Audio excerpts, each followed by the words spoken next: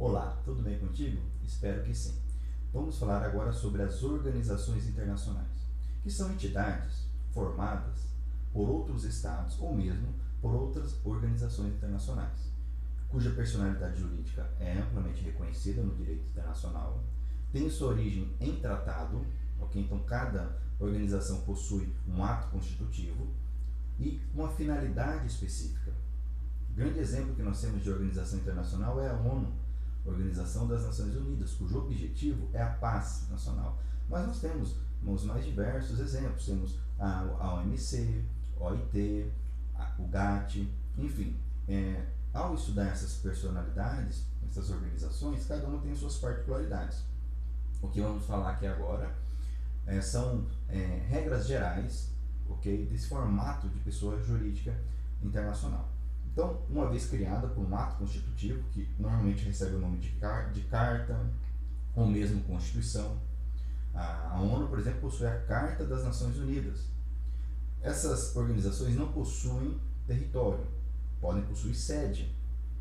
Por exemplo, a ONU possui sede em Nova York e em Genebra.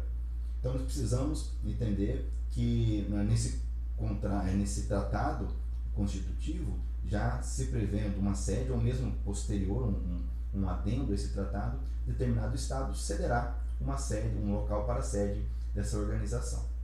Bom, ela possui um corpo permanente de funcionários, são funcionários internacionais, e inclusive a ideia e a aceitação da personalidade jurídica surgiu na seguinte ocasião. Em 1949, um funcionário da ONU, que era mediador no Oriente Médio, foi morto em Jerusalém.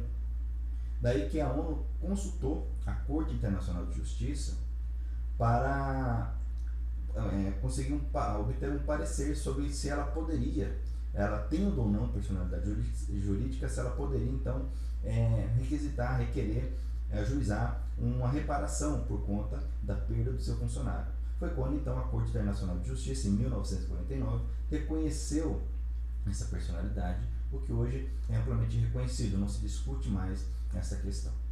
Não podemos ainda confundir organização internacional com ONG, que é um órgão não governamental que possui personalidade jurídica de direito interno.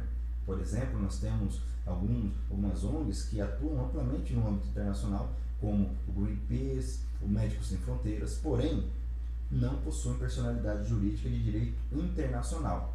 São pessoas jurídicas de direito interno. As organizações também, alguns diferem dos organismos internacionais, que seriam entidades que possuem personalidade jurídica, porém não exatamente como uma organização.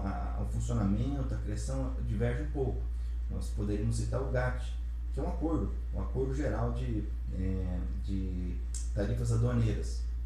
E é sempre bom lembrar que no direito internacional, assim como nos estados, em relação aos estados, em relação a essas personalidades jurídicas, sempre existem particularidades. As regras são gerais, cabendo aí particularidades conforme a finalidade, conforme a criação, a participação dos membros desse organismo internacional. Bom, normalmente uma organização internacional ela possui uma Assembleia Geral, onde os seus membros possuem voto, também um secretariado, que exerce a parte de direção, a parte burocrática, e conselhos. Normalmente esta é a formação, o conselho que então executará as ordens, as decisões. Decisões essas que normalmente recebem o nome de resolução. Algumas inclusive tendo força no âmbito internacional como norma. Nem sempre isso ocorre, mas possível. As resoluções da ONU, por exemplo, têm aplicabilidade no Brasil como norma. Veremos em momento oportuno essa internalização das resoluções do Conselho de Segurança da ONU, que diverge um pouco, em que pese uma crítica da doutrina especializada, diverge um pouco da internalização dos tratados. Mas uma resolução do Conselho de Segurança da ONU tem validade no Brasil, uma vez internalizado, e o Brasil tem esse compromisso de internalizar e cumprir essas resoluções. Ainda em relação às organizações internacionais, é importante nós trazermos aqui algumas características. Por exemplo, elas podem ser universais, como a ONU, regionais, como a OEA, a União Europeia, gerais. Por exemplo, a ONU, apesar de ter um objetivo que é a busca pela paz, é um objetivo um pouco genérico, enquanto outras são bem específicas, como eu já citei aqui, a OIT e a OMC, uma tratando de questões trabalhistas, outra do comércio internacional. E quanto mais específica, mais particular a sua criação, o seu funcionamento e a sua importância. Quanto à natureza, que é importante também, nós entendemos que, em regra, as organizações internacionais são intergovernamentais. O que significa isso? Que elas estão no mesmo patamar dos Estados. Os Estados não são maiores, não possuem uma hierarquia sobre as organizações internacionais e vice-versa. Essa é a regra. Mas também nós poderíamos pensar em organizações internacionais supranacionais. O único exemplo que nós temos é a União Europeia. Nós sabemos que a União Europeia está muito avançada em relação aos seus propósitos, diferente, por exemplo, do Mercosul, que ainda caminha a passos lentos para uma unificação de fato. Ainda sobre esse assunto, é importante nós falarmos sobre as imunidades das organizações internacionais. No vídeo anterior, nós falamos sobre a imunidade dos Estados. Aqui nós temos uma diferenciação. Ok? Qual que seria? Bom, primeiro que não há que se falar em atos de gestão e atos de império, uma vez que uma organização não possui atos de império, que são próprios de Estados, próprios da soberania estatal. Falamos apenas em atos de gestão. E, diferente da imunidade estatal, que tem sua base no costume, a imunidade dos organismos internacionais possui a base convencional, ou seja, em convenções. No próprio tratado constitutivo, normalmente já se prevê, e o Estado que adere a esse tratado já, ao assinar, concorda com a imunidade, que em regra é absoluta, tanto da jurisdição de conhecimento como da jurisdição de execução. Logicamente que, da mesma forma que os Estados, as organizações internacionais podem abrir mão, renunciar a essa imunidade. No Brasil nós temos uma situação,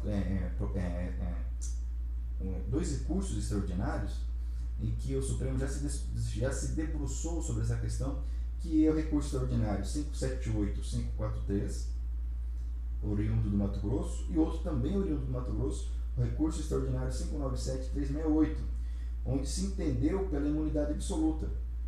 Por quê? Porque em relação à ONU, que era a entidade envolvida ali, o próprio tratado constitutivo assinado pelo Brasil e reconhecido pelo nosso Estado já determina essa imunidade absoluta. Então não há que se falar em quebra dessa imunidade.